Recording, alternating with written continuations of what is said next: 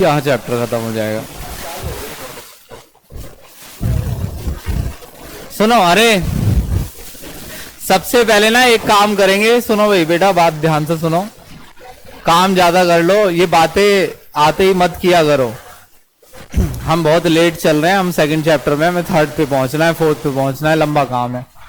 देखो, जो number of unpaired electron होता है ना, वो निकालना बहुत ही इजी होता है, बहुत ही बेसिक होता है, इसमें कोई भी दिक्कत नहीं आएगी। नंबर ऑफ अनपेयर्ड इलेक्ट्रॉन और नंबर ऑफ अनपेयर्ड इलेक्ट्रॉन पर दो तीन बातें बेस्ड होती हैं।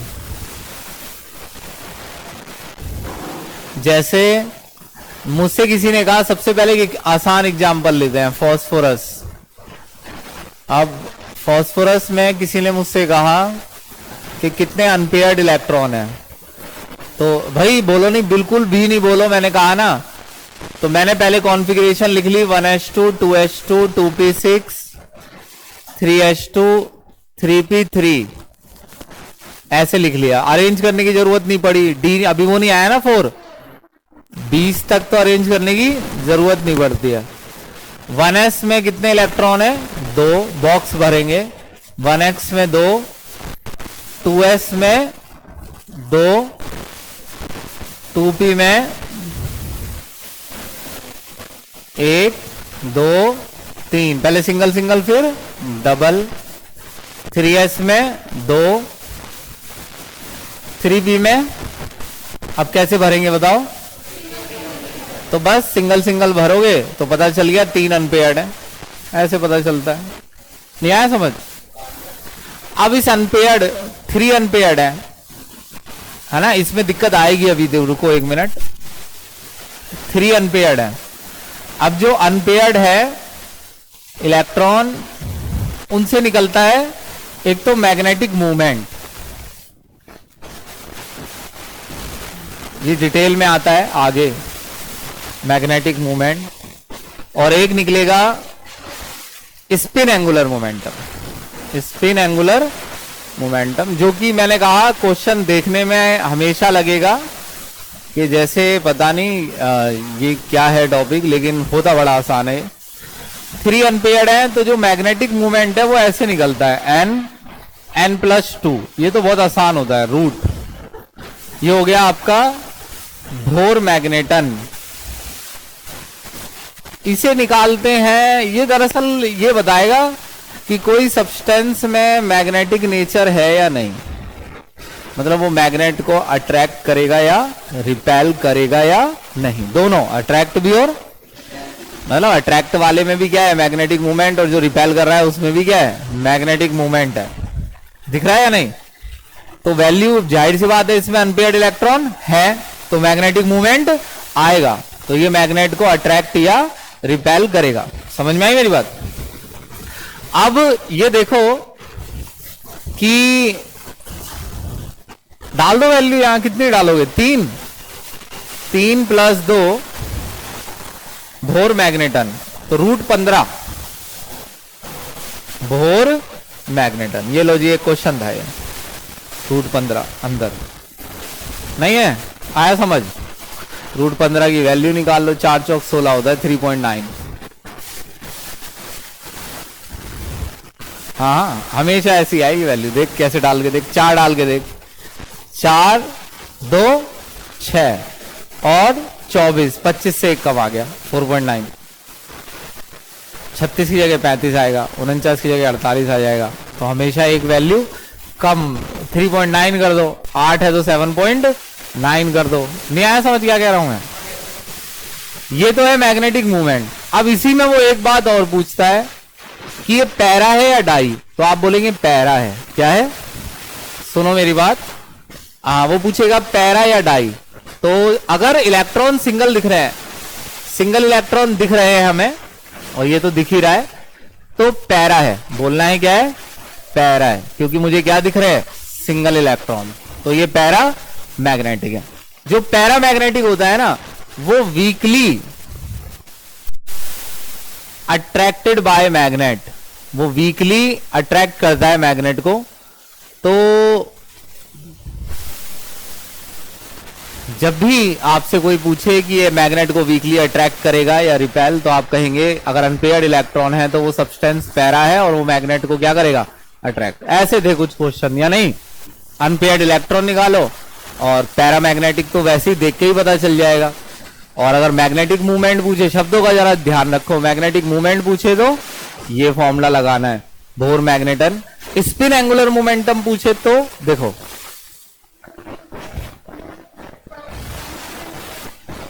और क्या,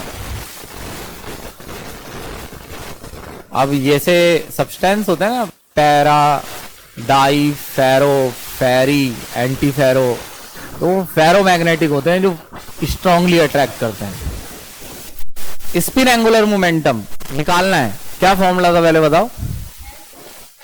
S+1 h/2π। मैं कह रहा हूं ये जो क्लास में लूंगा ना, जितनी भी चीजें पढ़ाऊंगा दिक्कत आ नहीं सकती पेपर में, देख लेना बिल्कुल मैच करेगा।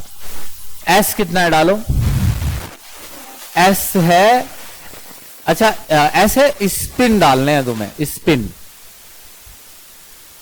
हाफ, प्लस हाफ डालो या माइनस हाफ। प्लस माइनस का मतलब सिर्फ तब होता है जब दो को दिखाना हो, तो वैल्यू सिर्फ हाफ है, हाफ हाफ हाफ। अभी रुको, और डबल हो दे दो तो वो कैंसिल आउट हो गया ना, प्लस हाफ माइनस हाफ, तो वो जीरो हो गया। और अगर सिंगल इलेक्ट्रॉन दिखे तो क्या गिना जाएगा, हाफ, स्पिन गिना जाएगा। यहाँ कितना, हाफ, एक और होता तो वो कैंसिल हो जाता, plus half minus half, half half half, 3.5, या नहीं? तो क्या डालोगे यहाँ, 3.5, क्या डाल दोगे यहाँ, हाँ, हैंस प्रूव।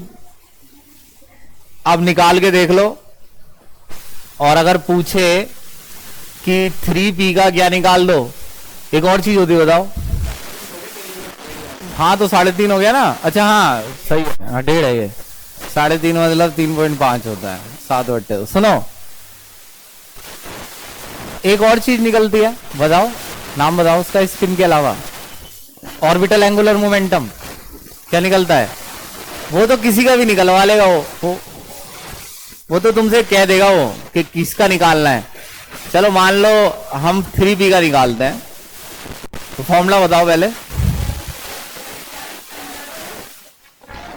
तो इसमें जरूरी नहीं था कि ये वाला टॉपिक आता हो, क्योंकि इसमें तो वो बोलेगा 3p का निकाल दो, मान लो 3, किसी का भी बोल सकता है, मान लो उसने कहा 3p का निकाल दो, तो 3p में n की जरूरत नहीं पड़ेगी, किसकी पड़ेगी, l, l1 है, तो ये 1 + 2 √2h में 2π। तो तुमको एक काम करना है, सुनो क्या, तुम ना दो चीजें, ये दोनों, वो तो निकल जाएगा, और कहो तो वो भी निकाल लो, फिर जब ये निकालोगे तो ये तो लिखना ही पड़ेगा, तो वो भी निकाल देना। तो कुछ एटम्स हैं और कुछ मैं यहाँ ऑर्बिटल दूं, सब शेल दूंगा, उन सब शेल का तो तुम निकालोगे ऑर्बिटल एंगुलर मोमेंटम, और जो एटम्स हैं उनका निकालोगे क्या, स्पिन और मैग्नेटिक। तो थोड़ी देर में याद भी हो जाएगा।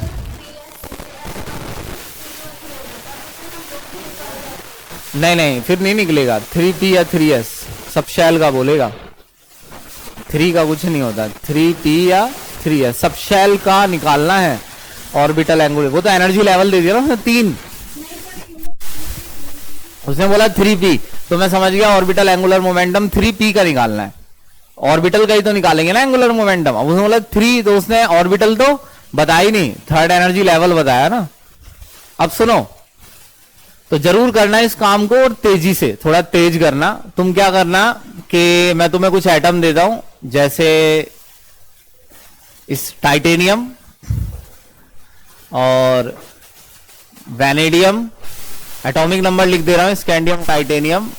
वैसे ये सब याद कर लो, अब कौन सा दिन आएगा याद करने का। सोडियम 11, आयरन 26, कोबाल्ट 27, और एक ऐसे नीचे भी एटम आता है, बस वो एक्सेप्शन ना हो, नीचे बहुत एक्सेप्शन होते हैं। सोडियम निकाल दिया, स्कैंडियम दे दिया है मैंने, nickel, Palladium, platinum, copper, silver, gold. Silver, silver का एटॉमिक नंबर कॉपर का 29 है, तो उसमें जोड़ दो 18। देखो कितना दिमाग लगाना पड़ रहा है मुझे।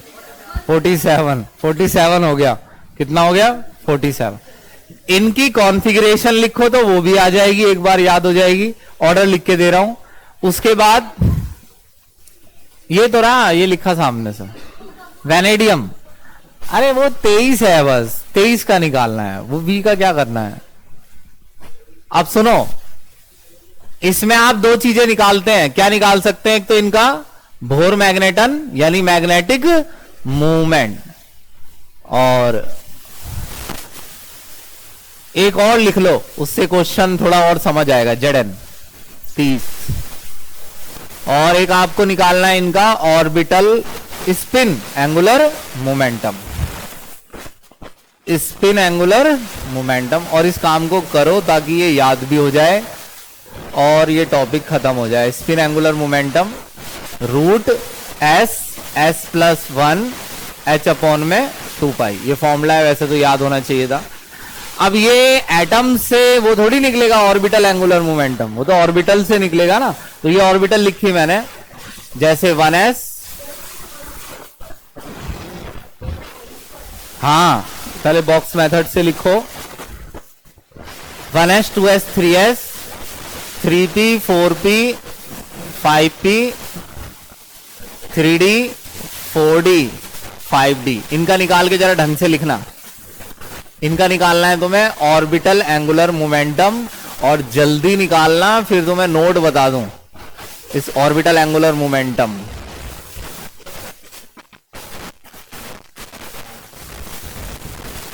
एल प्लस 1 एच अपॉन में 2 पाई। थोड़ी जल्दी जल्दी।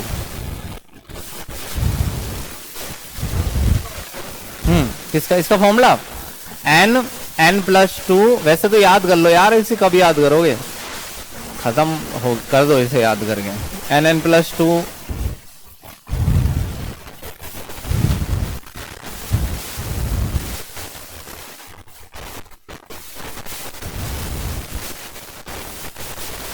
पेपर बिना गलती वाला नहीं बनाया जा सकता, एक आध गलती तो निकलेगी। वो उनसे भी नहीं हो रहा, बल्कि उनका तो एक आदमी भी लगा है टेस्ट बनाने वाला, हम तो खुद बनाते हैं। वो पता नहीं चलता है पढ़ते वक्त। अब जैसे एक क्वेश्चन है, उसमें ऑप्शन में होना चाहिए था एल, लिखा है 1 मेरे पेपर में, तो 1 और एल एक ही जैसा दिख रहा है बिल्कुल।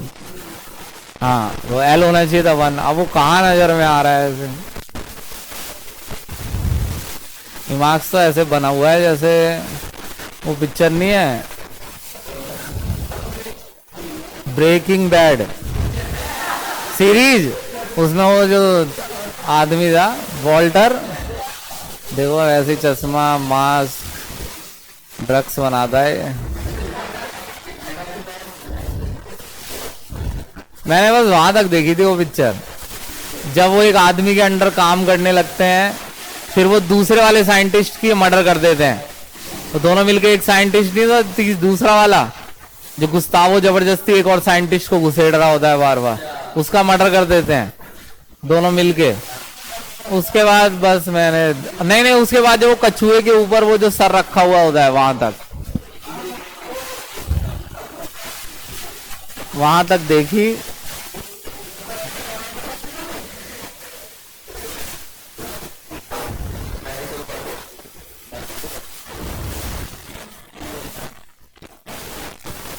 करो थोड़ी जल्दी जल्दी करो।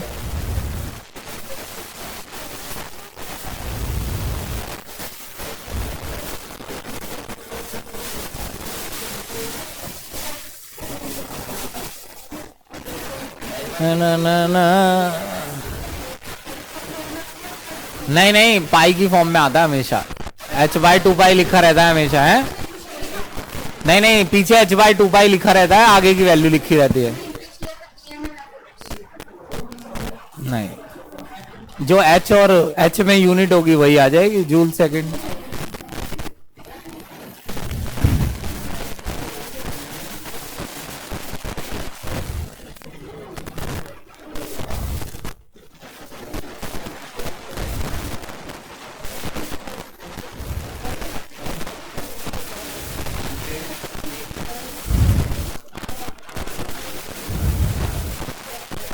देखो सिलेंडर रख गया अब, जब से आग लगी है उस वाले में।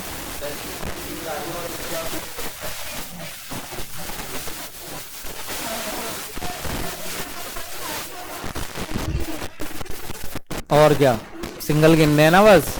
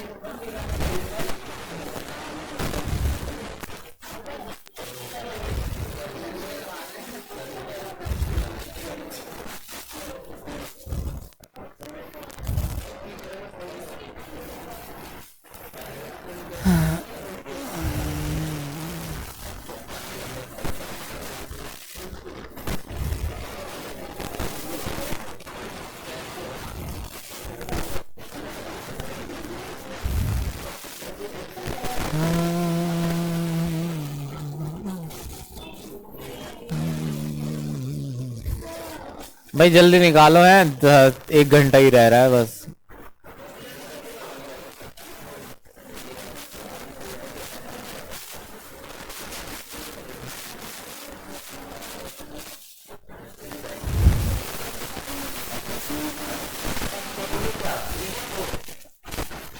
जितने सिंगल इलेक्ट्रॉन है टाइटेनियम में 2 सिंगल आएंगे। टाइटेनियम में 2 ही सिंगल आए होंगे, सिंगल वाले लेने हैं बस। तो N2 हो गया। अरेंज करके भी 2 ही सिंगल आएंगे बस, वो अंदर दिखेंगे। अरे जो सिंगल हैं, जो इलेक्ट्रॉन सिंगल दिख रहे हैं, उनकी गिनती कितनी है? तो N2 हो गया। N का मतलब number of single electron.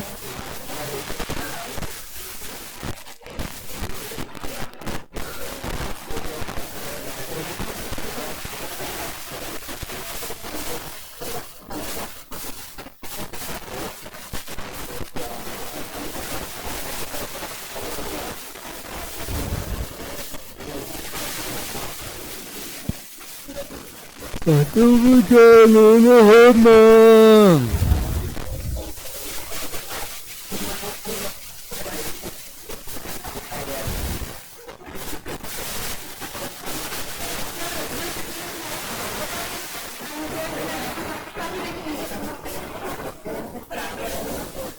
Number of unpaired का हाफ कर दो बस यार। नंबर ऑफ अनपेयर्ड है मान लो 4, 2 है तो आधा आधा 1 होता है, तो 2/2 नहीं हो गया? हाफ कर दो उसका बस।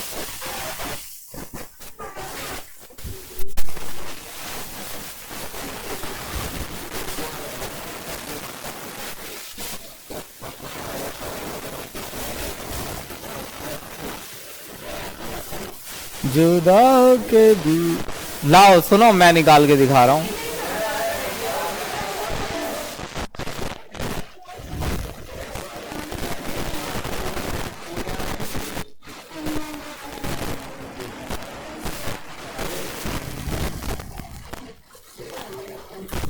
अरे मुझे काम है यार, मुझे 2-3 चीजें बतानी है।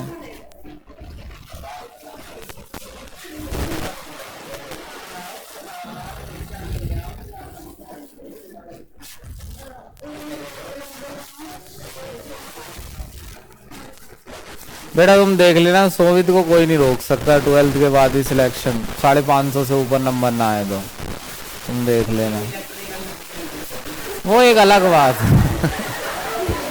वो एक अलग बात है। चलो तुम हंसो, सोवित हंसेगा बेटा तुम पे, देखना।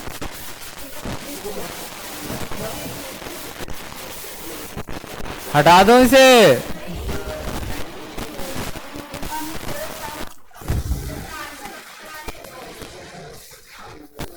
लास्ट वाला बनाओगी तो गलत नहीं हो जाएगा। अरेंज कर लिया है? हाँ, लास्ट वाला बॉक्स बना लो। हाँ ठीक है, अरेंज कर लिया, लास्ट वाला बॉक्स में भर दो।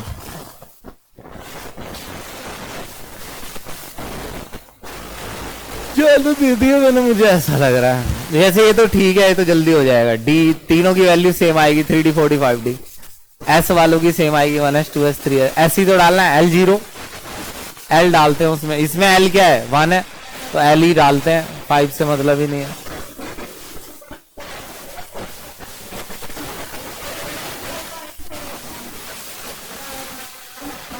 तो बल्टवा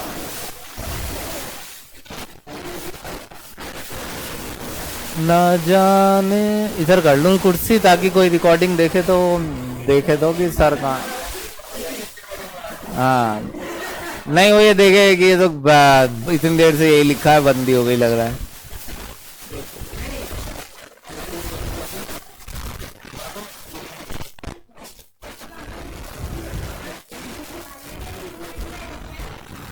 मैग्नेटिक मूवमेंट में n है number of unpaired electron.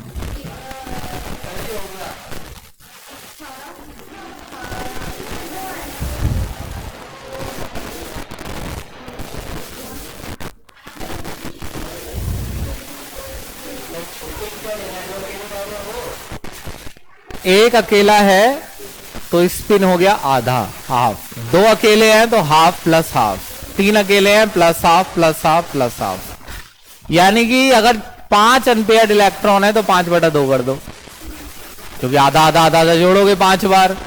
4 unpaired है तो स्पिन हो गया 4/2। 3 अनपेयर्ड है तो 3/2। नहीं तो 3 को हाफ हाफ 3 बार जोड़ के देखो। हाँ,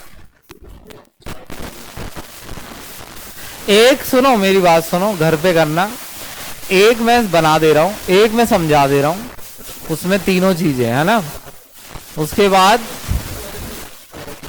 इसका एस का ये शॉर्टकट मेथड चलेगा, लेकिन पहले कॉन्फ़िगरेशन लिखनी आती हो। जैसे शॉर्टकट मेथड ये है कि जो 26 होता है उसमें 3D6 आएगा, 27 में 3D7 आएगा, 22 में 3D2 आ रहा है। ऐसे ही पता चल रहे हैं सिंगल। जो 20 से लेके 21 से लेके 30 के बीच होंगे सबसे ज्यादा आते हैं, उसी में आयरन कोबाल्ट निकल सब उसी में आता है।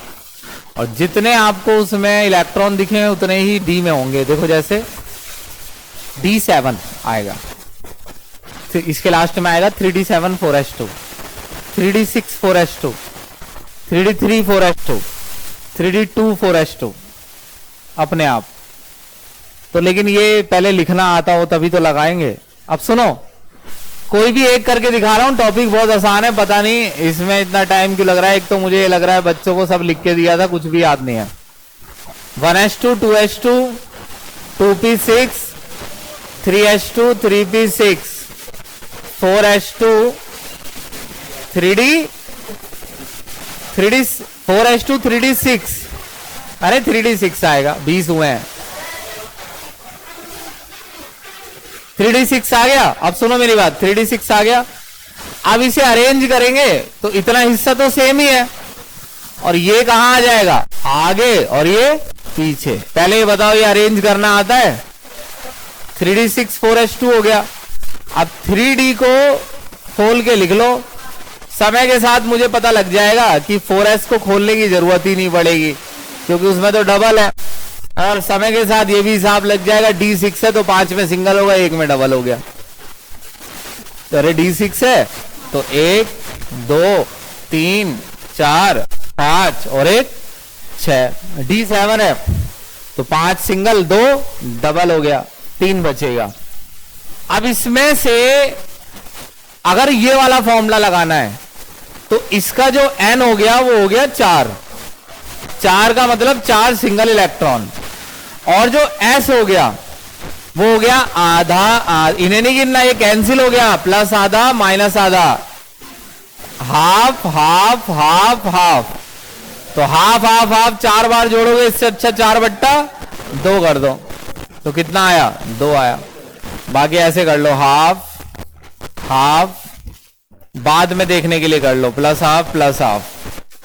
खैर रजिस्टर तो कई बच्चों ने बनाए नहीं है, तो बाद में देखने के लिए भी इन्हें ये नहीं पता है कहाँ झांके, उसमें बहुत टाइम भी लग सकता है, मोबाइल में देखना पड़ जाए या पता नहीं कहाँ फोटो हो, कुछ भेजी हैं कुछ नहीं भेजी हैं, तो ये तो चक्कर लास्ट में ज्यादा पता चलेगा तुम्हें, जब समझ ही नहीं आएगा याद कहाँ से करें।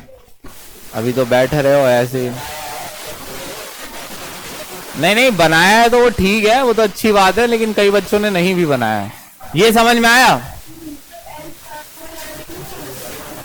4 सिंगल है ना? अरे बहन मैं कह तो रहा हूं, कितनी बार से कह रहा हूं, नंबर ऑफ अनपेयर्ड इलेक्ट्रॉन। अब तक ये 10वीं 12वीं बार बोल दिया होगा मैंने आज ही, और उस दिन भी बताया था, नंबर ऑफ अनपेयर्ड इलेक्ट्रॉन। और ये पता करते हैं जितने इलेक्ट्रॉन का अनपेयर्ड है उनका आधा आधा आधा जोड़ दो। स्पिन जोड़ना होता है ना, स्पिन क्या हो गया? हाफ। और जो डबल वाला है उसका स्पिन तो क्या हो गया? कैंसिल हो गया। नहीं आ रहा क्या समझ? तो ये हाफ का चक्कर समझ में आ रहा है? एक और करके देख लो चाहे तो। अब यहां क्या वैल्यू डालोगे? इसमें क्या डालोगे? अब इसमें तो आएगा 2, है ना? 2 आ रहा है ना एस, और एन कितना आ रहा है? 4। अब नहीं उसमें करके देख लो, मान लो कोई ले लो, टाइटेज वेनेडियम ले लो, चलो सिल्वर लू, एजी।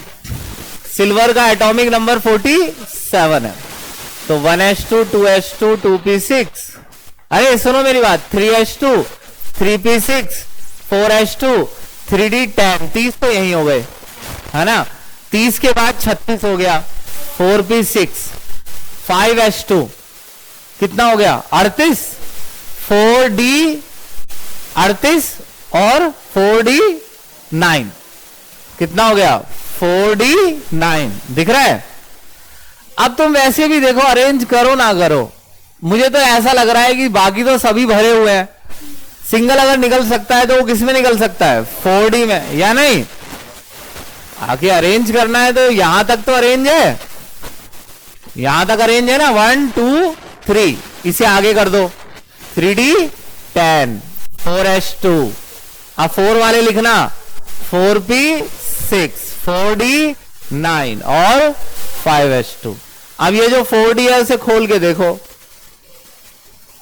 1 2 3 1 2 3 4 5 6 7 8 9 सिंगल अनपेयर्ड आ रहा है ना, तो n कितना हो गया?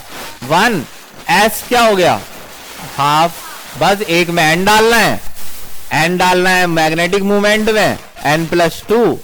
ये तो आपका मैग्नेटिक मूवमेंट हो गया रूट, और ये हो गया आपका s वाला, s+1 h/2π। अब इसमें मेरे समझ नहीं आ रहा, अब कैसे आएगा समझ, बताओ? s हाफ हो गया ना, इतना आसान है ये, बहुत ही आसान है। कॉन्फ़िगरेशन ऐसा ना हो कि बात वहीं की वहीं हो जाए, पता चले अरेंज ही नहीं हो रहा है मेरे से, तो अरेंज बताओ एक बार। अरेंज करना आता है तो वहीं की वहीं ना अटक जाए बात। मैंने ये कहा था कि ये हमेशा ऐसे ही अटक जाती है, जैसे एकेडमिक की क्लास 1 घंटा होती है, 50 मिनट हो पाएगी ज्यादा, तो 50 मिनट क्लास होती है, तो उसमें कॉन्फ़िगरेशन कई दिन चले तो समझ में आए। एक दिन तो ऑर्डर समझाने में ही लग जाएगा 1s 2s, तो उसमें क्या होता है कि एक ही क्लास में कराना है जैसे जैसे जल्दी जल्दी, तो उसमें 2-3 कॉन्फ़िगरेशन लिख दी, उसके बाद अगला चैप्टर जब आता है तो बात वही रहती है, कोई नहीं करता अरेंज, तो उनको सिखाना पड़ता है अरेंज करना। तो पहले सोच लो ध्यान से, अरेंज करना आता है ना। और अनपेयर्ड इलेक्ट्रॉन, अनपेयर्ड है तो पैरा, और अगर कोई भी अनपेयर्ड नहीं है, सारे डबल है तो डाई। सिंगल को पैरा और डबल को डाई। डाई लिख दूं? Diamagnetic, paramagnetic. Diamagnetic मतलब ऑल पेयर्ड, सारे डबल है, अंदर तो वैसे भी डबल होते हैं, लास्ट में भी डबल होंगे। फिर पैरा हो गया सिंगल इलेक्ट्रॉन प्रेजेंट, अब बताओ मुझे यहीं, अब ये खत्म हो गया है नहीं, निकाल लोगे बोर मैग्नेटन और वो वाला 1s, वो जो ऑर्बिटल एंगुलर मोमेंटम, जितने भी s वाले हैं सबका सेम ही आएगा, 0 आएगा। और जो p वाले हैं, क्योंकि 1 2 से तो मतलब ही नहीं है, p की तो वैल्यू डालनी है, l इक्वल टू 1, d के लिए l इक्वल टू 2 है या नहीं? क्या सेम आएगा, क्या कह रहा हूं मैं, क्या सेम आएगा? ऑर्बिटल एंगुलर मोमेंटम, जितने s हैं सबका सेम, जितने p हैं सब, यानी 4 ही वैल्यू है उसकी, तो p वालों की, d वालों की और f वालों की। s की तो क्या हो गई, 0 ही हो गई। ये है बहुत ही इंपॉर्टेंट, बहुत ही जरूरी टॉपिक है। हालांकि ये टॉपिक 3rd चैप्टर में स्टार्टिंग में फिर से आता है, क्योंकि वो टेबल बनाने के बाद, पहले टेबल बनाई जाती है, फिर टेबल बनाने के बाद बच्चों को ये बताया जाता है कि अलग अलग ग्रुप जैसे बदलते हैं तो कॉन्फ़िगरेशन में क्या चेंज आता है। यानी एक फर्स्ट ग्रुप वालों की कॉन्फ़िगरेशन सिमिलर रहती है, सेकंड वालों की उनसे थोड़ी अलग, तो वहां आपको फिर लिखनी पड़ती है कॉन्फ़िगरेशन। नहीं ना लिखनी पड़े, कम टाइम लगे, इसलिए एक काम करना है, सुनो। सबसे पहला एग्जाम्पल है क्रोमियम 24। जो क्रोमियम है ना, वो एक एक्सेप्शन है। अब आप इतना समझ लीजिए कि इतना टाइम मुझे पढ़ाते पढ़ाते हो गया है, अब आपको मानना है तो मानिए, वरना आपको ही टाइम लगेगा और कुछ नहीं होगा। एक्सेप्शन को याद करना होता है पहली बात तो, और उसको याद रखना बड़ा आसान होता है। पहले तो आपको ये याद रखना पड़ेगा कि क्रोमियम एक क्या है, एक्सेप्शन। मैंने आपको फाइनल एंड बता दिया है, अब आप फिर से शुरू करेंगे, कुछ देखेंगे पढ़ेंगे, वो कुछ नहीं होगा उसका। एंड ये है टॉपिक का। पहले तो आपको एटम याद करना पड़ेगा कि किसमें एक्सेप्शन आएगा, समझे मेरी बात? वो भी आसानी से याद हो जाता है, क्योंकि 5-7 अभी तो याद करने हैं। टोटल वैसे 15 तक हो सकते हैं, वैसे 5-7 याद, अभी 5-7 याद करने हैं। ये एक्सेप्शन है क्रोमियम। क्रोमियम कैसा एक्सेप्शन है? पहली बात तो पता है, जो कॉन्फ़िगरेशन है ना, वो बहुत कॉम्प्लिकेटेड चीज होती है, क्योंकि उसमें आपको ये बताना होता है कि अलग अलग इलेक्ट्रॉन कहां कहां है। अब मान लो किसी में 50 इलेक्ट्रॉन है, तो ये कौन साइंटिस्ट है जिसको मालूम पड़ गया है कि 50 में से कौन सा कहां पर है और कौन सा कहां पर नहीं है? तो कॉन्फ़िगरेशन हमें वैसे लगभग ही होती है। जो आप एटम्स लिख रहे हैं ना, इनमें भी थोड़ा बहुत चेंज होता रहता है, मगर आपको कभी भी ऐसा नहीं करना है कि अपने आप उसमें चेंज कर दें। लेकिन क्रोमियम ऐसा एटम है जो ऑफ बाउ प्रिंसिपल फॉलो नहीं कर रहा है लास्ट में। तो ऑफ बाउ प्रिंसिपल फॉलो क्यों नहीं कर रहा क्रोमियम? अरे तो क्या दिक्कत है नहीं कर रहा? क्रोमियम ने कौन सा ऑफ बाउ प्रिंसिपल पढ़ा है? क्रोमियम तो इलेक्ट्रॉन को ऐसे भरेगा कि उसके इलेक्ट्रॉन ज्यादा से ज्यादा स्टेबल रहें। और जो प्रिंसिपल जिस तरीके से बता रहा है क्रोमियम को, क्रोमियम बता रहा है कि इससे ज्यादा स्टेबल, प्रिंसिपल से ज्यादा स्टेबल मेरी ये कॉन्फ़िगरेशन है। यानी क्रोमियम अपनी कॉन्फ़िगरेशन अलग बता रहा है और प्रिंसिपल कह रहा है कि नहीं, ये वाली कॉन्फ़िगरेशन क्रोमियम की ज्यादा स्टेबल होनी चाहिए। अब देखो कैसे कैसे, इतना आसान है। पहले तो वही लिख लो जो आपकी कॉन्फ़िगरेशन है। 4s2 आएगा लास्ट में और 3d4 आ जाएगा, ये तो है ही। अब इसको अरेंज कर लो। पूरा अरेंज करने से कुछ होगा नहीं, पूरा वैसे अरेंज है, यहां तक तो अरेंज ही है। 3p के बाद क्या है, 3d4 और 4s2, तो ये होनी चाहिए। तो ये हो गई अकॉर्डिंग टू ऑफ बाउ प्रिंसिपल। तो ये कॉन्फ़िगरेशन ऑफ बाउ प्रिंसिपल ने क्यों दी? क्योंकि उसके हिसाब से ये वाली कॉन्फ़िगरेशन सबसे स्टेबल है। मगर क्रोमियम ने बताया इससे स्टेबल ये वाली है। अगर हम 3d में 4 की जगह कितने भर दें, 5, और 4s में 1 ही भरे। लेकिन दिक्कत यह है 4s तो पहले आता है, तो मैं 4s में 1 क्यों भरूंगा? मैं तो 2 ही भरूंगा। मैं तो ये बताया गया है पहले अंदर वाली भरो फिर बाहर वाली। तो ये अंदर वाली मेरे को कैसे समझ आए कि खाली रखना है? तो पहली बात तो ऐसा ज्यादातर तब होता है जब जितनी भी सबशेल है ना, जैसे इसमें कितनी है, 5, तो उनके सिंगल होने में, पांचों के 5 के सिंगल होने में 1 इलेक्ट्रॉन कम हो। जैसे d4, तो 5 पांचों सिंगल हो जाएंगी अगर 1 और इलेक्ट्रॉन भर दिया जाए। या तो पांचों के डबल होने में एक कम हो।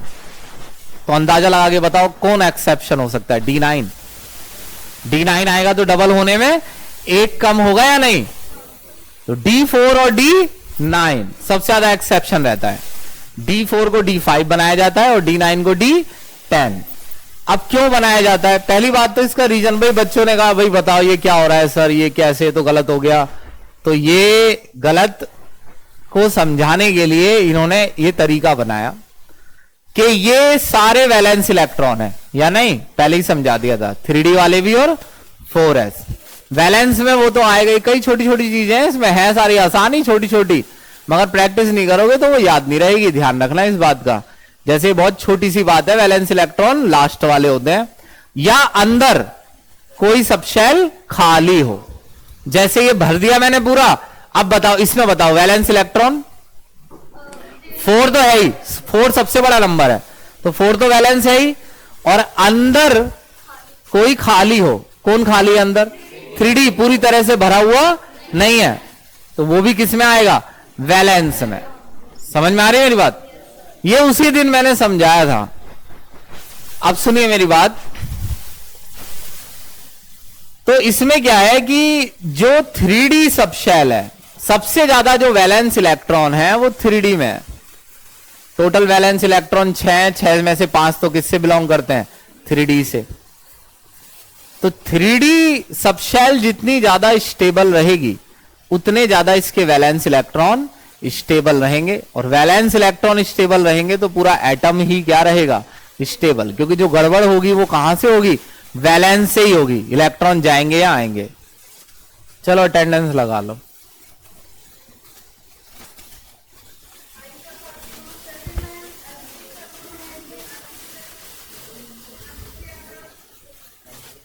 क्या करोगे पीछे का?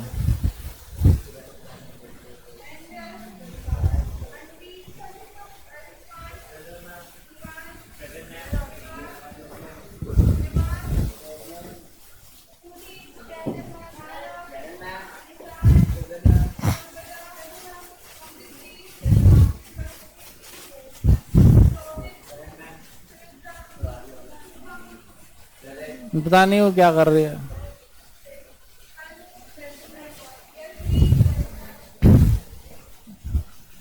ये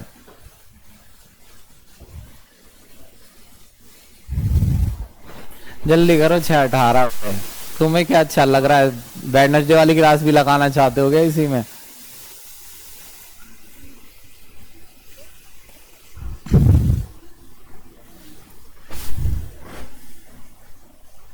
वैसे 99% खत्म हो गया है, एक दो चीजें और बतानी है, लेकिन फिर वरना क्वेश्चन ना आएंगे तो होंगे नहीं।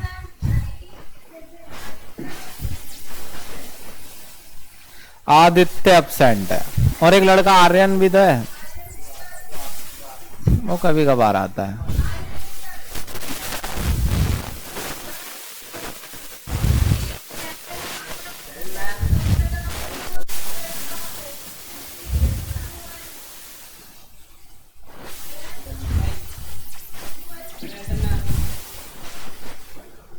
अब सुनो,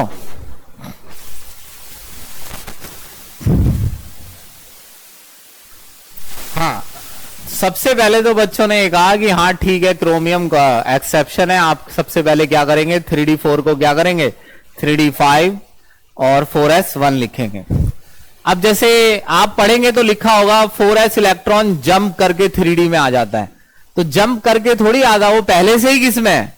3D में है। ऐसा थोड़ी है कि पहले वो ऑफ-बाउ प्रिंसिपल पढ़ के 4s में गया और फिर उसने सोचा अरे नहीं ये तो अच्छा नहीं लगा मुझे, तो वो 3D में जंप करके आ गया। तो जंप लिखा रहता है, आप मान के चलिए कि 4s को जंप करा देना है 3D में। अब सुनो, ये वैलेंस इलेक्ट्रॉन है, इनमें सबसे ज्यादा जो ऑर्बिटल्स हैं वो 3D में है। टोटल कितनी वैलेंस ऑर्बिटल्स हैं? 6। टोटल 6 वैलेंस ऑर्बिटल हैं, जिसमें से 5 तो 3D वाली है। जितना ज्यादा 3D स्टेबल होगा उतने ही ज्यादा वैलेंस इलेक्ट्रॉन क्या रहेंगे? स्टेबल। और हम अब सीधा बोलेंगे कि 3D जितना ज्यादा स्टेबल होगा उतना ज्यादा ये एटम क्या रहेगा? स्टेबल। अब 3D कब स्टेबल है? 3D की 5 ऑर्बिटल है, सुनो 3D की कितनी ऑर्बिटल है? 5। और फिलहाल मुझे पांचों ऑर्बिटल एक जैसी दिख रही हैं, सिमेट्रिकल। कैसी दिख रही है? जो भी चीज, जहां भी सिमेट्रिकल चीजें होती हैं वहां स्टेबिलिटी होती है। कैसे? 5 भाई हैं, 250 गज जमीन है, तो बराबर बराबर बांटेगा या मनमर्जी से बांट देगा? बराबर बराबर में यह है कि स्टेबिलिटी रहेगी, ये बंटवारा चलेगा। और अगर ये बंटवारा बराबर नहीं हुआ तो फिर इसमें क्या होगी? लड़ाई होगी। समझ में आई बात? अगर बच्चे सिमेट्रिकल तरीके से ना बैठे हों, किसी को अच्छी कुर्सी दे रखी है, किसी को बेकार, किसी को बैठने में बड़ी दिक्कत हो रखी है, किसी को नुकीली चीज पे बिठा रखा है, एक आराम से गद्दा लगाए लेटा है, तो इसमें भी क्या होगी? लड़ाई होगी। और ये भी क्या नहीं रहेगा? स्टेबल। अब यहां देखो कि 3D की 5 ऑर्बिटल है और पांचों ऑर्बिटल की सेम स्थिति हो जाए तो ऐसे में जो 3D सबशेल है वो एक्स्ट्रा स्टेबल हो जाएगी। या सिंपली ये सोचो कि ये जो है, ऐसे सोच के मुझे बताना, 3D4 इस समय जो 3D सबशेल है उसकी 4 सिंगल है और 4 ऑर्बिटल सिंगल है और एक खाली है। तो तुम्हें क्या लग रहा है कि 3D4 की फॉर्म में ये ज्यादा स्टेबल दिख रही है या अब 3D5 की फॉर्म में? क्योंकि अब 5 ऑर्बिटल एक जैसी हैं और जहां भी चीजें सिमेट्रिकल होंगी वहां क्या होगा? स्टेबिलिटी। तो पहले तो चीज ये हो गई, आप बोलेंगे सिमेट्रिकल जो चीज होती है वो क्या होती है? Extra stable. क्या होती है? दूसरी बात समझना बहुत जरूरी है, समझ लो। जो आपका इलेक्ट्रॉन है, इनके चाहे आप नाम लिख लो, ये इलेक्ट्रॉन्स हैं आपके ABCD, 6 हो गए। हाँ, ध्यान देना बेटा बड़े ध्यान से, और एक ही बारी में समझना, खराब नहीं होना चाहिए कुछ भी। 5 इलेक्ट्रॉन है और ये ABCD नाम दे लो इसे, ABCD। अच्छा ये बताओ E कौन सी? डी सबशेल में तो 5 अलग अलग ऑर्बिटल होती है ना, DXY, DYZ, DZX, DX²। तो E को DZ² ही क्यों मिली है? लास्ट में मान लो क्या आता है? DZ²। तो E को ही क्यों मिली है DZ²? E में ऐसी क्या दिक्कत है कि वो DZ में ही फिट हो पा रहा है? तो इसका मतलब ये समझना है कि यहां इन पांचों इलेक्ट्रॉन्स की पोजीशन फिक्स नहीं है, वो अपनी पोजीशन क्या करते रहते हैं? चेंज। कोई कहीं D में ही, D से D में ही जंप करते रहेंगे। जो DXY वाला था वो DYZ बन जाएगा, DYZ वाला DXY। तो ऐसा कहते हैं कि इलेक्ट्रॉन ये इसकी जगह ले सकता है, ये वाला इसकी भी ले सकता है, ये वाला इसकी जगह भी ले सकता है और ये वाला इसकी जगह भी ले सकता है। पहले इतनी बात बताओ, ये समझ आ रही है? अब ये वाला, ये कितने एक्सचेंज हो गए? गिनो। 4 एक्सचेंज। कितने एक्सचेंज हो गए? अब समझो कि ये अपनी पोजीशन चेंज क्यों कर रहे हैं। कोई भी नेचुरल फिनोमिना स्टेबिलिटी की ओर बढ़ता है। किस ओर बढ़ता है? कोई भी जो चीज नेचुरली हो रही है वो अपने आप को क्या करना चाहती है? स्टेबल। तो जब इलेक्ट्रॉन एक्सचेंज होता है ना, तो एटम अपने आप को क्या करना चाहता है? और स्टेबल। तभी वो इलेक्ट्रॉन की पोजीशन चेंज होती रहती है। अब यहां समझो, अगर ये एक्सचेंज से एटम अपने आप को क्या कर रहा है? स्टेबल। तो स्टेबल का मतलब उस एटम की और एनर्जी घट रही है या बढ़ रही है? एक्सचेंज होगा तो एटम अपने आप को स्टेबल करेगा, और स्टेबल वो चीज होती है जिसकी एनर्जी कम रहे। तो जब ये एक्सचेंज हो रहा है तो ये एनर्जी रिलीज कर रहा है, ये एटम एनर्जी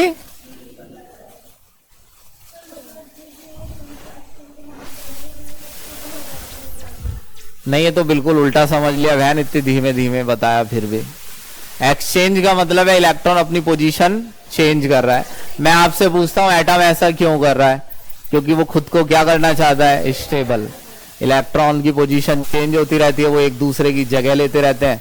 ये ठीक ऐसा हो गया जैसे DZ² में एक इलेक्ट्रॉन है, उसे कोई दिक्कत सी आ रही है, कोई एटम उसे परेशान कर रहा है, DZ में ही ज्यादा कर रहा है, तो वो इलेक्ट्रॉन DZ की जगह कहां जा सकता है? dxy में, तो वो बच गया, वरना वहां लॉस हो सकता था या वो इलेक्ट्रॉन शेयर हो सकता था, उसके साथ कुछ भी हो सकता था।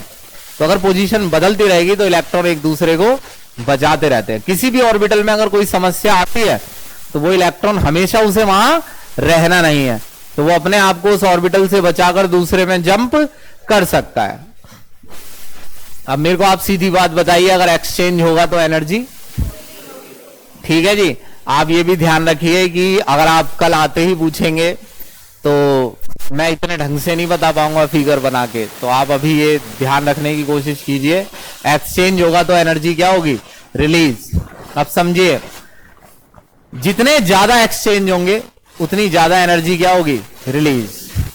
अब कितने एक्सचेंज हैं गिनना तो सीख लो, कितने हैं फिलहाल, इसके कितने हैं, इसके गिनाना है। एक तो तुमने गिन लिया ना, ये वाला तो गिन लिया, अरे एक ही एक्सचेंज है ये इधर जाएगा तो ये इधर आएगा, तो एक ही तो हो गया ये। अबे भाई मैं इसकी सीट पे गया, ये यहां आया, कितने एक्सचेंज है, एक है ना, तो ये तो गिन गया, इसका इससे तो गिन गया है, इससे गिनो अब, एक दो और इसके तीन और रह गए, हाँ टोटल चार हो गए, लेकिन चार में कॉमन भी तो है, जोड़ मत देना, चार चार आठ नहीं हुए ना। अब ये देखो है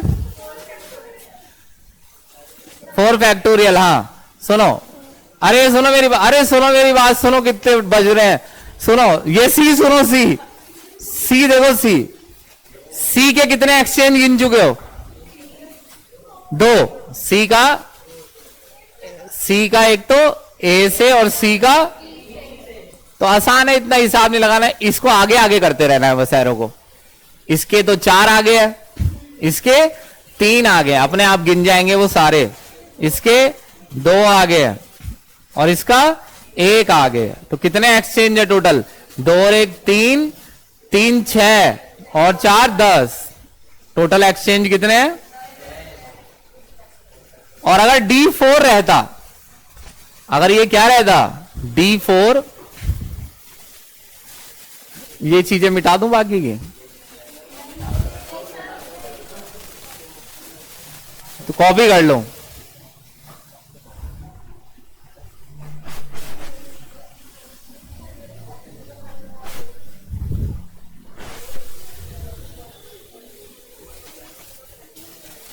अब सुनो, अगर ये D4 रहता, अरे बेटा सुनो ध्यान से, तो ये D4 रहता तो एक्सचेंज वैसे ही पता चल रहा है, लेकिन आप जरा ढंग से समझ लीजिए, इसकी भी छुट्टी कर दो। D4 तो एक्सचेंज कितने हो गए, कम है ज्यादा है,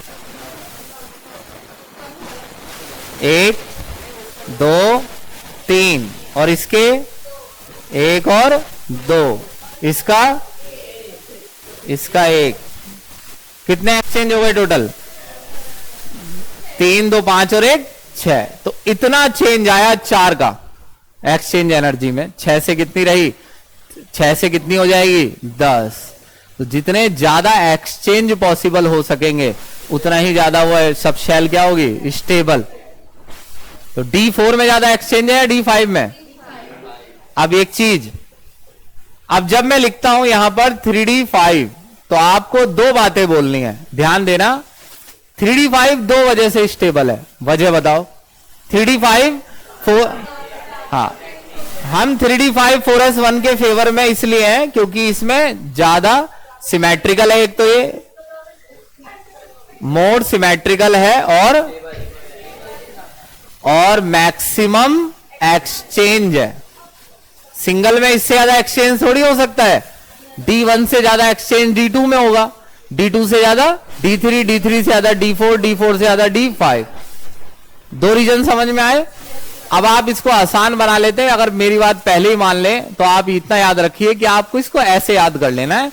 3D4 को मैं 3D5 लिखूंगा और मैं बताऊंगा कि अब ये सिमेट्रिकल हो गई है सब शेल और ये ज्यादा स्टेबल है और इसमें एक्सचेंज एनर्जी भी ज्यादा है। और एक्सचेंज एनर्जी का मैंने मतलब समझे या नहीं। अब एक चीज थोड़ी सी और प्रैक्टिस कर लो, ये समझ आ जाएगा तुम्हारे। अच्छा ये बताना,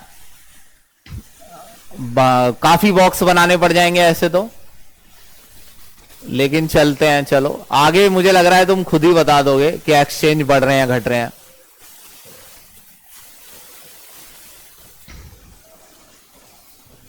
तेरा गम मेरा गम एक जैसा सनम। सुनो, D1 D2 एक्सचेंज समझ में आ रहा है? बढ़ रहे हैं घट रहे हैं? D3 बताओ, बताते रहे ना, अभी गड़बड़ होगी। D4 अभी तक तो बढ़ ही रहे हैं, उसे भर ही नहीं रहे हम। D5 बढ़ गए एक्सचेंज। और तो इस तरीके से अगर हम इस तरफ चलते हैं तो एक्सचेंज एनर्जी क्या होगी? इंक्रीज। एक क्वेश्चन था इसका, देखो टेस्ट में, एक्सचेंज एनर्जी क्या होगी? इंक्रीज। और अभी बता दे रहा हूं क्या था वो। सुनो, D5 के बाद D6 बताना है। अरे ध्यान दो, यही तो ध्यान देना है। D5 के बाद क्या बताना है? D6। D6 में बताओ नंबर ऑफ एक्सचेंज। क्यों? अरे नहीं नहीं, जो तुम्हें ऊपर की तरफ दिख रहा है जिनका स्पिन सेम है, वो ऊपर वाला किससे एक्सचेंज हो सकता है? ऊपर वाले से। और नीचे वाला नीचे वाले से। मगर ऊपर वाले के अकॉर्डिंग हम देखें तो 10 एक्सचेंज है टोटल, 5 तो है ही कम से कम इलेक्ट्रॉन। तो ये एरो बन रहे हैं, लेकिन चलो आपको मैं ऐसे दिखा देता हूं। यहां से है एक्सचेंज ऐसे, और यहां से ऐसे है, और एक ये ऐसे है, देख लेना। लेकिन ये तो एक्सचेंज एनर्जी बढ़ी ही नहीं, क्योंकि एक्सचेंज करने के लिए कुछ है ही नहीं, सिंगल ही तो है वो। अरे वो अकेला है। एक्सचेंज का मतलब है कि वो किसी की क्या ले? पोजीशन, और वो इसकी ले, तो नीचे की तरफ मुंह है और किसी का। तो D5 और D6 में जाने से एक्सचेंज एनर्जी में चेंज नहीं आया। तो बताओ कौन ज्यादा स्टेबल है, D5 D6? क्योंकि D5 में दो बेनिफिट है। एक तो क्या है, वो सिमेट्रिकल है, और ऊपर से उसमें स्पिन तो उतने ही है, एक्सचेंज उतने ही है जितने D6 में। ये समझ आया? एक्सचेंज नहीं बढ़ा। D6 अब यहीं से समझ लेना, यहां से एरो लगा के बस बताना बढ़ रहा है एक्सचेंज घट रहा है। D7 एक एक्सचेंज अब ये बड़ा बढ़ जाएगा ना, अगर यहां बढ़ दोगे नीचे, बताते रहना, नहीं तो बहुत टाइम लगेगा ऐसे बॉक्स बनाओ। D8 में, D9 और D10 में ये फिर से क्या आएगा? मैक्सिमम। इस पे मैक्सिमम एक्सचेंज आएगा या नहीं? तो इसीलिए D9 वाला किस तरफ शिफ्ट हो जाता है? D10 में। और D5 वाला, D4 वाला D5 में। तो जरा ऐसे लिख दूं मैं, अब बताना ग्रेटर वगैरह हिसाब लागे। D1 से ज्यादा एक्सचेंज D2, D2 से ज्यादा D3, D3 से ज्यादा D4, D4 से ज्यादा D5, D5 से ज्यादा, नहीं D5, यहां D6 लिखो। अब ये ज्यादा स्टेबल है D6 से, मगर D6 ज्यादा स्टेबल है, और D7 ज्यादा स्टेबल है, और D8 ज्यादा स्टेबल है। D8 से ज्यादा स्टेबल है D9, मगर इनसे ज्यादा स्टेबल है D10। तो यहां ये देखो, अरे इतना ऑर्डर लंबा नहीं करना। ये बताओ, कोई D4 में है तो किस में जाना चाहेगा? और D6 में है तो, समझ रहे हो मेरी बात? तो D4 D6 किस में जाने की कोशिश करता है? और ये नई बात है, कोई ये वाला कहां चला जाएगा? नहीं D6 का कहीं नहीं जाएगा, जाना चाहता है। मैंने बताया, मैं सिर्फ D4 के लिए पढ़ा रहा हूं। D6 वाला जाएगा, D ब्लॉक एलिमेंट चैप्टर आएगा जब। D7 वाला भी जाएगा। कैसे जाएगा? D6 वाला क्या चाहता है कि उसका एक इलेक्ट्रॉन कोई ले जाए, ताकि मैं D5 बन जाऊं, बहुत दुखी हो गया हूं मैं इससे। समझ में आई बात? D7 वाला चाह रहा है, आयरन 3+ बना रहा है, Fe3। आयरन ने क्या किया? 4s के 2 भी लॉस कर दिए, और D का 1 लॉस कर दिया, ताकि लास्ट में बचे D5। जिंक +2 बनाना चाहता है, उसने 4s वाले 2 निकाल दिए, लास्ट में बचा D10। ऐसे सवाल बाद में आएंगे, अभी नहीं। समझे मेरी बात? और D9 वाला किसमें चेंज होना चाहता है? D10। हाँ, D10 में एक्सचेंज गिन लो, जितने भी होंगे 20 हो सकते हैं, 20 होंगे ना? हाँ, डबल हो गए ना वो तो, 5 डबल। हाँ, तो D5 में हाँ D10 और भी ज्यादा स्टेबल हो गया D5 से। इनकी स्टेबिलिटी देखो भाई, एक चीज बताओ, D5 ये लाइन ये वाला गलत है ना, देखो ये सही है, अच्छा हाँ ठीक है। अच्छा एक बात बताओ, कोई D6 में है तो वो अगर वो D5 में जाता है तो भी वो ज्यादा स्टेबल हो जाएगा, और D7 में जाता है तो वो भी, लेकिन वो जा किस में रहा है, तो D7 ज्यादा स्टेबल है D5 में दो बेनिफिट है, एक तो वो एक्स्ट्रा, एक तो वो सिमेट्रिकल है, ऊपर से उसमें एक्सचेंज भी काफी ज्यादा है। हालांकि D7 से ज्यादा नहीं है, लेकिन फिर भी उसमें सिमेट्रिकल वाला बेनिफिट है। हाँ हाँ, ये मैंने इसका एंड बता दिया, ये इतना आता है एक्सचेंज। समझ में आई मेरी बात या नहीं? अब उसमें क्वेश्चन था D6 ज्यादा स्टेबल है या D5, तो D5 ज्यादा स्टेबल है। XY है ना। अब ये तुम देखो कि मैंने ये पेपर छाटा वाटा नहीं है, इतना तो टाइम ही नहीं था। ये तो मैंने जितना उसमें क्वेश्चन, अब एक इसी टॉपिक के कितने क्वेश्चन छाटूंगा मैं एक किताब में से, 45 क्वेश्चन तो उसमें होते ही हैं टोटल एक टॉपिक के, तो ये मैंने सारे दे दिए हैं। अब तुम इसी में अंदाजा लगा लो कि जो मैं लिख रहा हूं बिल्कुल वैसा ही क्वेश्चन है। देखो n² 12+1, तो मैं वैसे ही बता रहा हूं, इससे बाहर पेपर नहीं जाएगा, हटा दो इसे। अब तुमको कॉपर की कॉन्फ़िगरेशन लिखनी है, और सुनो हलचल नहीं मचाओ, जल्दी लिखो। कॉपर की कॉन्फ़िगरेशन 29 होती है।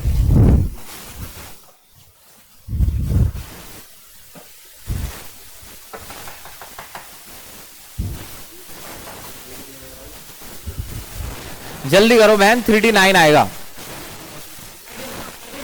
29 है एटॉमिक नंबर, 3D9 आएगा लास्ट में, तो ऐसे भर दो 4s2 तक तो लिखते चले जाओ, लास्ट में 3D9 आएगा। तुमने संस्कृति मुझे लग रहा कॉन्फ़िगरेशन पढ़ी ही नहीं है, तो इसका कुछ करो बहन, एक आधी क्लास का तो तुम्हें पढ़नी पड़ेगी। इसकी रिकॉर्डिंग देख लो, एक जूम ऐप वाली, एक ही रिकॉर्डिंग है। मुझे मैसेज करना, तब याद आएगा मुझे कि भेजनी है। पूरे चैप्टर की देख लेना। हाँ, इसको पहले अरेंज करो और इसको लास्ट वाली हिस्से को बॉक्स में लिखो, वैलेंस इलेक्ट्रॉन को अरेंज करो और बॉक्स में लिखो लास्ट वाले को। 3D9 4s को भी लिखो बॉक्स में। तो आपको ये समझ आ रहा है कि ये कॉन्फ़िगरेशन इसकी गलत है, क्योंकि ये 3D10 आएगा, 9 है ना ये। तो आप क्या बोलेंगे, कोई अपने उसमें लिख लीजिए, कोई क्या बोलेंगे 3D9 से 10 क्यों हो गया ये? एक तो इसकी ये सिमेट्रिकल हो गया, फिर से क्या हो गया, ये भी तो सिमेट्रिकल है, वो डबल डबल डबल, अरे सिंगल सिंगल सिंगल भी सिमेट्रिकल हो गया, और सभी डबल है तो वो भी क्या हो गया, सिमेट्रिकल। तो दो बातें लिख सकते हो इसमें। हाँ 3D10 हो गया। हाँ, ये सब बातों का दिमाग लगाया करो। ये मान लो कोई कहां तक इनके जवाब देगा, थोड़ा हिसाब लगाओ। सर क्या कह रहे हैं, रिदम बिठा के हिसाब, जैसे बच्चों ने लिख दिया कुछ ने, ये तो मैंने बता दिया हाँ करना है तो कर लिया तुमने। अरे हिसाब लगाओ कि करें कि ना करें। 9 है 10 करें ना करें, पहले से बताओ। 9 है तो 10 करेंगे सर इसे, तो वो समझ में आता है। 3D10 4s1, तो क्या बोलेंगे आप, ये 9 क्यों नहीं है? तो आप बोलेंगे क्योंकि इसमें लिख लो, एक तो इसमें मैक्सिमम एक्सचेंज है, तो एक्सचेंज एनर्जी लिख लो, क्योंकि इसमें मैक्सिमम एक्सचेंज एनर्जी है। दूसरा, हाँ दूसरा है ये सिमेट्रिकल कॉन्फ़िगरेशन है, ये सिमेट्रिकल कॉन्फ़िगरेशन है। ये बात आई समझ में यहां तक? ठीक है। अब आप पहले एक काम करेंगे, फिर मैं आपको एक काम दूंगा। आपसे वो कहेगा, CR में नहीं पूछेगा, वो आपसे पूछेगा CR 3+ में कितने अनपेयर्ड है। क्या पूछेगा? इसमें कोई भी समस्या नहीं है, देखो बड़ा आसान है। उसने पूछा CR 3+ में कितने, मान लो पूछ रहा है स्पिन है, इसका क्या निकाल दो, स्पिन एंगुलर मोमेंटम निकाल दो। कह रहा है इसका बोर मैग्नेटन निकाल दो। तो कई बातें पूछ लेगा इसमें, तो क्या करना है, पहले तो मुझे मेरा क्वेश्चन वही गलत हो जाएगा जहां मैंने क्या लिख दिया 3D4। तो मुझे एक तो याद रखना पड़ेगा कि इसमें क्या आएगा, इसमें 3D4 आएगा, 3D5 आएगा और 4S1। ये मेरे को याद रखना है। सबसे ज्यादा क्वेश्चन क्रोमियम और कॉपर पे आते हैं, समझ जाओ। ये वाला समझ गए, 3D5 करना है। वैसे तो 3D4 4S2 होना चाहिए था ना, तो ये एक्सेप्शन है, ये लिख के दे रहा हूं, याद आ जाएगा, एक्सेप्शन है। तो अब आप क्या करेंगे, पहले आपने लिखा और फिर अरेंज किया। ध्यान रखना, एक ही बारी में सुनना। पहले से 3 इलेक्ट्रॉन कम मत कर देना कि 24 है, 24 होते हैं, 3 कम हो गए, अब कितने भरूंगा मैं 21। नहीं, गलत हो जाएगा क्वेश्चन। समझ में आई मेरी बात? 24 ही भरने हैं। कितने भर रहा हूं मैं 24, जबकि CR3 प्लस में होते कितने हैं। तो लेकिन मैं लिख किसकी रहा हूं, ये CR की। अब तुम्हें नीचे लिखना है CR3 प्लस, 3 प्लस। अब उसको बॉक्स में बनाना पड़ेगा। हाँ, नाराज सवेरा है, हर और अंधेरा है। हाँ, अब 5 इलेक्ट्रॉन आपको निकालने हैं। 3 निकालने का तरीका मैं बता रहा हूं, बताओ। अरेंज कर लिया है और ऐसे ही लिखा जाता है, तो निकालूंगा तो मैं आखिरी से ही पहले, है ना। तो एक तो मैं गायब कर दूंगा किसमें से, 4S में से। फिर एक किसमें से, बस पीछे चलते रहो ऐसे ही। अब लास्ट में आया 3D3, और अगर आप 21 भर देते तो आता 4S2 3D1। 21 भर देते तुम वाले, 20 तो 4S2 में हो जाते। 3D के लिए बचता क्या, 1। और वैसे यहां क्या है 3D3। समझे मेरी बात या नहीं? नहीं समझ में आए तो या तो तुम्हें पीछे की कुछ दिक्कत है, वरना बता, मैं बहुत स्लो मोशन में रहा हूं, या बेटा तुम्हें थोड़ा और सोचना पड़ेगा कि चैप्टर में कितना पढ़ना है। चैप्टर तुमने मन में जल्दी खत्म कर लेते हैं, तब भी ये दिक्कत आती है। मन में ये उबाई सी आने लगती है कि खत्म हो गया, लेकिन वो बढ़े ही चला जा रहा, बढ़े ही चला जा रहा, बढ़े ही चला जा रहा है। तो वो फिर आदमी सोचता है अबे कितना याद रखूं। एन कितना हो गया 3, एस कितना हो गया 3/2। समझिए मेरी बात? तो बदल गया। अभी आपको पूरी तरह इलेक्ट्रॉन निकालना नहीं आया है। अभी देखिए, ये तो था, सारे सिंगल थे, आसान था। अंदर डबल वबल होते तो, अब जैसे डबल वबल का ये मतलब है Cu2+ ले लो, है ना। Cu2+ ले लो, और पहले किसकी लिखोगे, Cu, 1s2 2s2 2p6 3D9। अब ये अरेंज कर लो इसे यहीं, 3D10 4s1। अब यहां Cu2+ लिखना है, बॉक्स बनाओ, 3D10 4s1। 1 2 3 4 5 6 7 8 9 हो गया 10। अब निकालो, 2 निकालने हैं। एक तो 4s से गया, और एक नीचे ऊपर कोई सा भी एक। तो पहले डबल वालों को क्या करना है, सिंगल। अभी सिखा दे रहा हूं, इसका कोई लिखवाने वाला रूल नहीं है। अब बताना, आपको अगर ना आए अभी भी तो बोलना, हैंड टू हैंड ऐसे ही याद हो जाएगा। चलो इसमें से 4 इलेक्ट्रॉन निकाल के दिखाएंगे। आप 4 निकाल के दिखाएंगे। नहीं, लास्ट के 2 नहीं, पहले डबल को भरते कैसे हो, पहले सिंगल फिर डबल। खाली भी क्या करना है, पहले डबल को सिंगल करना है। समझ में आई बात? तो 1 गया, 2 गया, 3 गया। अरे समझो, यहां ध्यान दो, अगला टेस्ट भी इसी चैप्टर का बनेगा। हाँ, अरे वो सही है। अब फिर उसके बाद टाइम नहीं मिलता है ना, सैटरडे में खत्म होता है वो जाके, तो कल ही टेस्ट होता है। अब वो मान के चलो पहले ही खत्म हो गया है, तो 1 हफ्ता पढ़ लो अपना। नहीं समझे क्या कह रहा हूं मैं? तो 1 हफ्ता वो मैंने आगे कर दिया। नहीं, लास्ट का डी ब्रोगली से। सुनो, ये बताओ मुझे इसमें से 6 निकालने हैं। 1 2 3 4 5 6। समझे मेरी बात? जैसे भरते हैं उसका उल्टा सोचना है, पहले डबल को सिंगल करना है। नहीं आया समझ? तो आ गया तो आप क्या कीजिए, आप ना गैडोलिनियम, चलो गैडोलिनियम GD2+ में क्या आएगा? GD2+ 64। हाँ, GD64 GD2+। अबे ये गलत है, कहां बनाया तूने? GD है ये। मतलब मैं ये ऑर्डर मैं बता देता हूं, काफी तो इसी से पता चल रहा है। 30 तक तो यहीं से लिख लो 1s2 2s2 लिखो। 1s2 2s2 2p6 3s2 3p6 4s2 3d10 4p6 5s2 4d10 5p6। नहीं आगे जाएगा अभी ये 5p6 4f 5p6 5p6 और 4f 14 5d10 लिखो। 4f 14 इसके अंदर भर जाएगा पूरा।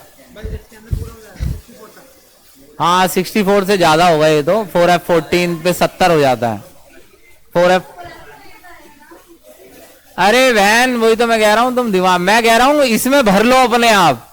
मैं तो पूरा पूरा भर के बता रहा हूं, तो उसमें भर लो 4f 14 5d। या तो अपना ऑर्डर देखो, वही जो लिखा है पीछे, कहां लिखा है?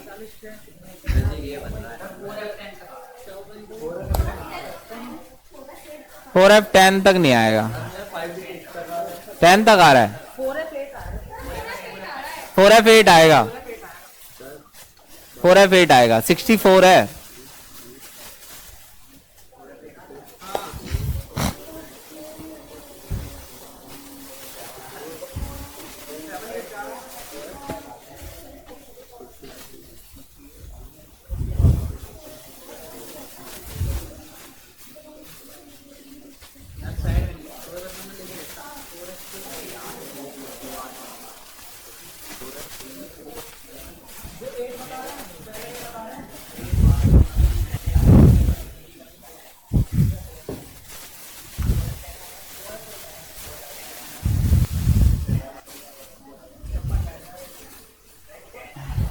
नहीं नहीं, अच्छा 10 नहीं आएगा, मैं बहुत टाइम से लिख रहा हूं इसे।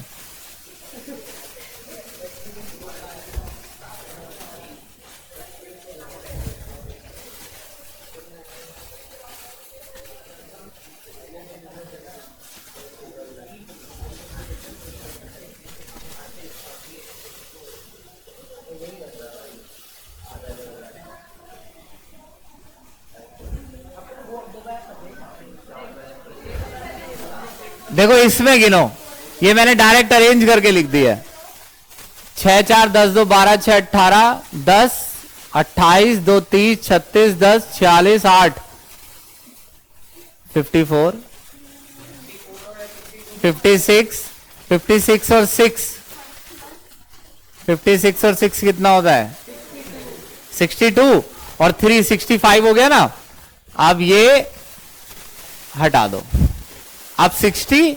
अरे ये आएगा 5d0। अरे मैंने लिख के अरेंज कर दिया है, ऐसा आना चाहिए। अरेंज करने के बाद 5d नहीं आएगा आपका, आपका आ रहा होगा 5s2 5p6 और 6s2, है ना। अब जरा सुनो, इसे जरा यहां लिखो, वैलेंस इलेक्ट्रॉन बताओ जरा। तो जब आप ऐसे भर रहे थे ना, देखना ध्यान से, जब आप इस तरीके से भर रहे थे 3s2 3p6 4s2, आपके उस तरीके से दिखा रहा हूं 3d10 4p6 और 5s2 4f 5d आएगा। अब कुछ छूट गया क्या? 4D, 5s के बाद 4D, 5s के बाद 4D, और अब आएगा 5p, है ना? 4D 10, 5p 6, अब आएगा 6s2, फिर उसके बाद आएगा 4f 8, इसके आगे क्या आता है? 5D। तो आपने यहां ध्यान नहीं दिया कि जो 4f है उसमें 14, टोटल उसकी 7 ऑर्बिटल होती हैं। तो 1 2 3 4 5 6 और एक 7 और एक 8 है, तो आपको एक निकाल देना था। दिख रहा है? एक फालतू है, दिख रहा है या नहीं? उसे किसमें पेल देना था? 5D में। किसमें पेलना था उसे? 5D में। इस हिसाब से ही आता 4F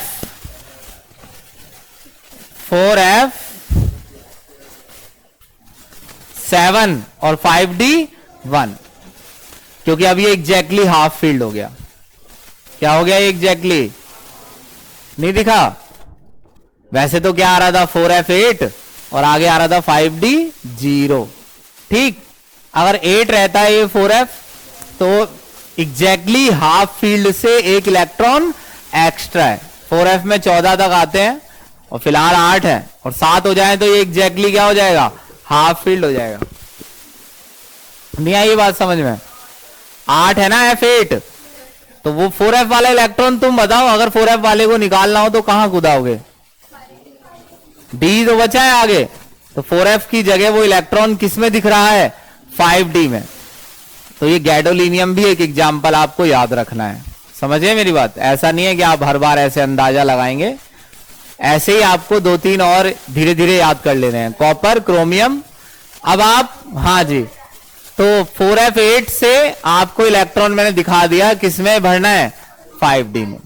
तो आपको वैसे, अच्छा पहले वैलेंस इलेक्ट्रॉन तो बताओ।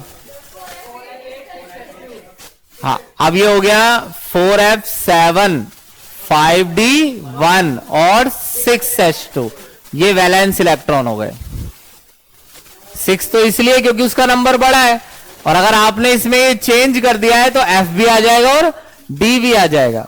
कठिन एग्जाम्पल है, थोड़ा ऐसे ही समझ में आएगा शुरुआत में। 4F7 5D 1 ऐसे आ जाएगा। कई बच्चों की तो दिक्कत है, अरेंज नहीं करना आता है, उन्हें कॉन्फ़िगरेशन पढ़ी नहीं है, तो कई बातें उनके दिमाग में आएंगी कि क्या क्या करना है। बाकी जिन्हें अरेंज करना आता है उन्हें एक ही चीज याद रखनी है, 8 से वो किसमें कूद गया है? 5D में। तो ऐसा मैं ये नहीं कह रहा हूं कि आप ऐसे अंदाजा लगा के कूदाना, मैं आपसे कह रहा हूं कि आपको मैंने गैडोलीनियम बता दिया है, याद रखना। गैडोलीनियम पर सवाल आ जाता है, वो आपसे ये दिखा के बोलेगा कि इनमें से करेक्ट पर मार्क करना है। तो 4F7 5D 1 और 6s2, और 3 निकाल दो अगर, तो क्या होगा? 2 निकाल दो। गैडोलीनियम Gd2+ कहा था ना मैंने, तो Gd2+ में क्या आएगा? 4F6 क्यों? पहले 6s, सबसे बड़े में से निकालोगे ना, तो इसके तो दोनों ही चले जाएंगे। अरे सबसे बड़े को खाली करोगे तभी तो नीचे वाले में आओगे, फिर नीचे वाले को डबल से सिंगल करोगे। तो 4F7 5D 1 6s 0 दिख गया? चलो, अब अगर ये वाला एग्जाम्पल नहीं आता है समझ में तो बाद में दोबारा आएगा। मैंने कहा ना अगली क्लास में अगर चैप्टर स्टार्ट हो गया, वो मैं करूंगा ही 3rd, तो ये दोबारा आ जाएगा। दोबारा पहला टॉपिक ही है, एस ब्लॉक की कॉन्फ़िगरेशन लिखो, पी की, डी की, और पीरियोडिक टेबल। हाँ, प्रिंसिपल बताने हैं, सुनो। अच्छा ये बताओ, कोई पूछ रहा है ऑफ बाउ प्रिंसिपल क्या होता है? ऑफ बाउ प्रिंसिपल क्या होता है? मैंने बताया, तो मैंने बताया ऑर्बिटल्स को, सुनो, ऑर्बिटल्स को एटम में, ऑर्बिटल्स को एटम में एनर्जी के, नहीं, इलेक्ट्रॉन को ऑर्बिटल्स में, इलेक्ट्रॉन्स को ऑर्बिटल्स में एनर्जी के इंक्रीजिंग ऑर्डर में फिल करना है, इंक्रीजिंग ऑर्डर में फिल करना है। अच्छा एक मिनट, जब मैंने पहले दिन लिखा था ऑफबाउ प्रिंसिपल, तो मैंने आपको क्या बताया था कि ऑर्बिटल्स को ऐसे फिल करना है कि पहले आप वो भरेंगे जहां इलेक्ट्रॉन की एनर्जी कम है, फिर वो भरेंगे जो ज्यादा है। तो ओवरऑल ये क्या कह रहा है कि आपको इस तरीके से ऑर्बिटल को फिल करना है जिस ऑर्डर में उनकी एनर्जी बढ़ रही हो। ये तो हो गया ऑफबाउ प्रिंसिपल, ये सबसे आसान होता है। एक होता है हंट्स रूल। क्या होता है? अरे आता है तुम्हें, देखते तो जाओ। हंट्स रूल के लिए नाइट्रोजन ले लो, 1s2 2s2 2p3, यही तो है। तो जो आपने 2p भरा है उसमें इलेक्ट्रॉन सिंगल सिंगल भरा है या नहीं? 2p3 है ना, तो ऐसा तो नहीं करते 2 और 1 सिंगल सिंगल। तो हंट्स रूल ये है कि जब आप किसी सबशेल की ऑर्बिटल को फिल करते हैं तो आपको डबल इलेक्ट्रॉन जब तक नहीं करना है जब तक सारे सिंगल ना हो जाए। पहले तो पढ़ रखा है, जब तक 3D में सारे सिंगल ना हो जाए जब तक उन्हें डबल नहीं करना है। ये तो हो गया हंट्स रूल। एक हो गया पॉली एक्सक्लूजन। क्या हो गया? ये भी पढ़ रखा है, देखो तो सही। Poly exclusion principle. अच्छा बताना ध्यान से, एक इलेक्ट्रॉन का n 3 है, आसान ले लो। क्या है? 3 है। तो इलेक्ट्रॉन बैठे हैं, ये रे, इनका नाम है चिल्ली पिल्ली। तो चिल्ली और पिल्ली दोनों का n 3 है। तो चिल्ली पिल्ली कहां से बिलोंग करते हैं? जल्दी जल्दी बताओ। Third energy level. कहां से? थर्ड एनर्जी लेवल में तो सबशेल भी होती है, 3s 3p या 3d। तो मैंने कहा भाई दोनों का जो L है वो 1 है। अब बताओ दोनों कहां से बिलोंग करते हैं? तो दोनों कह रहे हैं हमारा सब कुछ सेम है भाई साहब, कुछ भी निकाल लो, चाहे NB और LB। अब ये जो है दोनों का MS 0 है। दोनों का MS क्या है? तो जो 3p होता है उसमें से ऐसा भी तो हो सकता है कि एक 3p x में हो और एक 3p y में हो और एक 3p z में हो।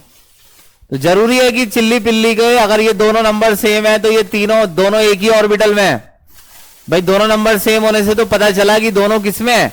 3p में। मगर 3p में भी तो क्या होता है? x y z हो सकता है, इनमें से एक x में और एक, लेकिन मैंने कहा इनका MS भी क्या है?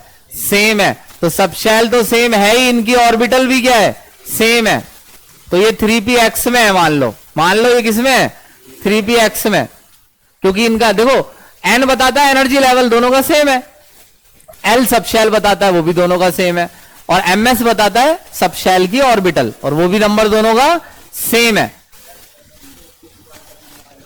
ml बताता है ऑर्बिटल। तो दोनों का ml क्या है?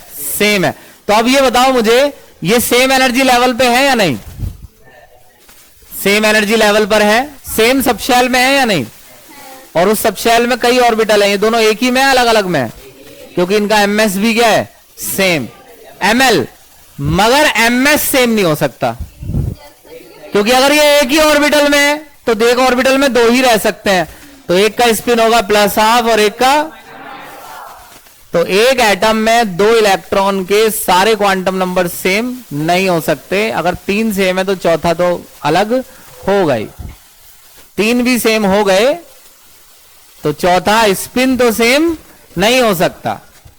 और अगर स्पिन सेम है +½ तो दोनों की फिर ऑर्बिटल सेम नहीं है, वो किसी ऑर्बिटल का +½ है या किसी का। तो आप पॉली एक्सक्लूजन प्रिंसिपल हिंदी में बताएं क्या है? बताइए। एक एटम में 2 इलेक्ट्रॉन के चारों क्वांटम नंबर सेम नहीं हो सकते। अगर 3 सेम है तो MS तो अलग होगा ही होगा। समझ में आई मेरी बात? हंट्स रूल आपको एक ही सबशेल में जब ऑर्बिटल फिल करते हैं तो जब तक सभी ऑर्बिटल में सिंगल ना आ जाए जब तक किसी को डबल नहीं भरना है। समझ में आई मेरी बात या नहीं? ये 3 प्रिंसिपल है। फिर भी ग्राफ रह ही गया है। कितने बज रहे हैं? 6 ही बज गए। ग्राफ रह गया है लेकिन करा देंगे ग्राफ, है ना। अब 3rd चैप्टर पे चलेंगे, और कुछ तो नहीं रह गया। रुक जाओ, आयंस की कॉन्फ़िगरेशन लिखनी मैंने बता दी है। किसी को कोई दिक्कत आ रही है तो देखो चैप्टर में मैंने हर बात बताई है, ऐसा नहीं कि तेज पढ़ा दिया है, क्योंकि हमें बहुत टाइम हो गया इसे पढ़ते पढ़ते। तो अब रिदम नहीं आप मिला पा रहे हैं, तो इससे अच्छा है कि आप रिकॉर्डिंग देख लीजिए, पीछे से कुछ देखिए। अब अपने आप को आगे करिए, क्लास को पीछे ना करिए। तो थर्ड चैप्टर हम शुरू करेंगे। पीरियोडिक टेबल आप क्या करेंगे, देख के डरेंगे नहीं, याद करेंगे। समझ में आएंगे? याद हो जाती है, मैं पूरी बना देता हूं, तो मैं इस पे पूरी बना दूंगा और मैं तुम्हें सिखाऊंगा कि ऐसे ऐसे बनानी है, याद करो। समझ में आई बात? तो आप याद करेंगे, उसके बाद आप हर एटम की क्या जानेंगे, कॉन्फ़िगरेशन, और आपको वहां दिखेगा टेबल में कि कहां कहां क्या आने वाला है, एक्सेप्शन हो जाता है। टेबल याद होती है बच्चों को, 10th में भी काफी होती है। अब तुम्हारा 10th का थोड़ा ऐसा ही है ना। चलो एक काम करो, नहीं बैठो, नहीं सुनो, एक काम करो, एक कॉन्फ़िगरेशन लिखो फिर से और उस